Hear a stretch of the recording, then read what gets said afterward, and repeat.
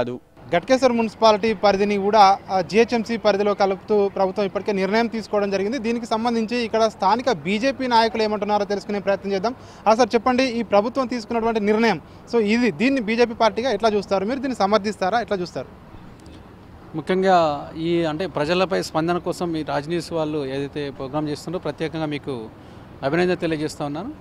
అయితే ఈ కార్యక్రమం ఎట్లయితే అంటే గతంలో టీఆర్ఎస్ పార్టీ పరిపాలనలో అయితే గ్రామాలని మున్సిపాలిటీలుగా కార్పొరేషన్లుగా చేసి వాళ్ళు అంటే 5 సంవత్సరాలు లాగమైపోయినాయి అభివృద్ధికి నోచుకోకుండా. ఇప్పుడు మళ్ళా ఈ రేవంత్ రెడ్డి సర్కార్ వచ్చిన తర్వాత అంటే ఇక్కడ మాకు ఓట్లు వేయలేనో లేకపోతే ఇంకా ఆయన ఆలోచన ఏందో మనకైతే ఐడియా లేదు, కానీ ఇక్కడ ఉన్న ప్రాంతం అయితే మా నియోజకవర్గంలో ఇంకా గ్రామీణ వాతావరణం, గ్రామీణ ప్రాంతమే ఇది. దాదాపుగా రైతులే ఇక్కడ ఒక 40,000 మంది రైతులు ఉంటారు ఈ మేడ్చల్ జిల్లాలో. ఈ రైతులు ఈ గ్రామీణ వాతావరణము గ్రామాలలో ఇంకా అభివృద్ధికి అంటే ఇక ఆమడ దూరంలో ఉన్న గ్రామాలు ఉన్నాయి. ఇక్కడ మూసీ ప్రాంతం ఎక్కువ ఉంది. మన నియోజకవర్గం ఇంట్లో ఇలాంటి ఉన్నాక కూడా కావాలని చెప్పి రేవంత్ రెడ్డి గారు చేసిన దాని క్రమంలో కూడా తన ఇష్టానుసారంగా అంటే ఒక కార్పొరేటర్ స్థాయి 20,000 ఓట్లకు, ఒక కార్పొరేటర్ స్థాయి 60-70,000 ఓట్లకు అంటే వ్యత్యాసం చూపించుకుంటూ ఏదో నియంతలాగా ఈ రేవంత్ రెడ్డి ప్రభుత్వం చేస్తుంది. దాన్ని పూర్తిగా ఖండిస్తున్నాం.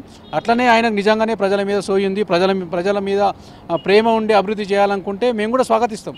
కానీ ఇక్కడ గత 2 సంవత్సరాల నుంచి ఎటువంటి అభివృద్ధి చేయకుండా ఈ నియోజకవర్గంలో కానీ ఈ మున్సిపాలిటీల్లో కానీ ఈ కార్పొరేషన్లో కానీ గ్రామాలలో ఒక్క రూపాయి నిధులు ఇవ్వకుండా ఇక్కడ డ్రైనేజ్ వ్యవస్థని, ఇక్కడ రోడ్లని, ఇక్కడ ఏమి డెవలప్మెంట్ చేయకుండా ఇప్పుడు మళ్ళా జీహెచ్ఎంసీ కలపడం వల్ల అనేక నష్టాలు ఇక్కడ ఉన్న స్థానిక ప్రజలు కోల్పోతారు. ఎందుకంటే వాళ్ళు జీహెచ్ఎంసీలో ఉన్న ఇప్పుడు బంజారాయిల్స్లో ఉన్న ట్యాక్స్ దాదాపుగా ₹1 అయిందనుకోండి స్లాబ్ ఒక స్క్వేర్ ఫీట్కి. ఇక్కడ 10-15 పైసలు, 5 పైసలు 10 పైసలు ఉంది.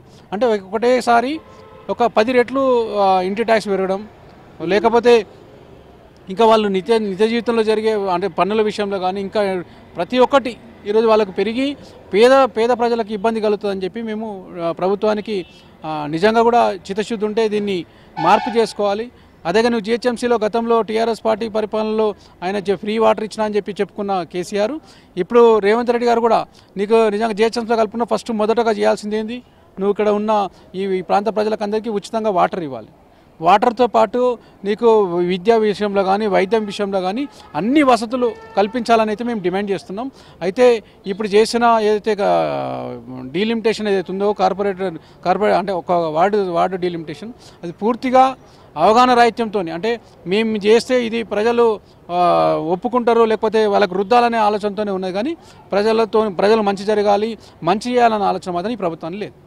అంటే జీహెచ్ఎంసీలో కలపడం వల్ల ఖచ్చితంగా మీకు మౌలిక సదుపాయాలు పెరుగుతాయి, డెవలప్మెంట్ అవుద్ది, జీహెచ్ఎంసీతో పాటు దాంతో సమానంగా కూడా డెవలప్ అవుద్దని చెప్పి ప్రభుత్వ వర్గాలు చెప్తా ఉన్నాయి కదా. సో అట్లా డెవలప్మెంట్ కాదా ఎక్స్పెక్ట్ చేసినట్టుగా? వాస్తవంగా మీరు చూడండి, అంటే గత పరిపాలన చూసినాం, మన ఈ 2 సంవత్సరాలు పూర్తి చేసుకున్న కాంగ్రెస్ పార్టీ పరిపాలన జీహెచ్ఎంసీలో పలానా అభివృద్ధి చేసినాం, పలానాకి నిధులు కేటాయించినామని చెప్పండి, మేము కూడా స్వాగతిస్తాం.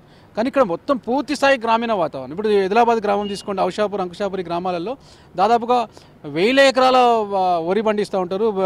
అంటే వ్యవసాయం మీద ఆధారపడిన కుటుంబాలు ఉన్నాయి, పేద కుటుంబాలు ఉన్నాయి. నిజంగా కూడా నీకు చిత్తశుద్ధి ఉంటే వాళ్ళ జీవనశైలి నిజంగా తెలుసుకొని పనిచేస్తే మేము కూడా స్వాగతిస్తాం.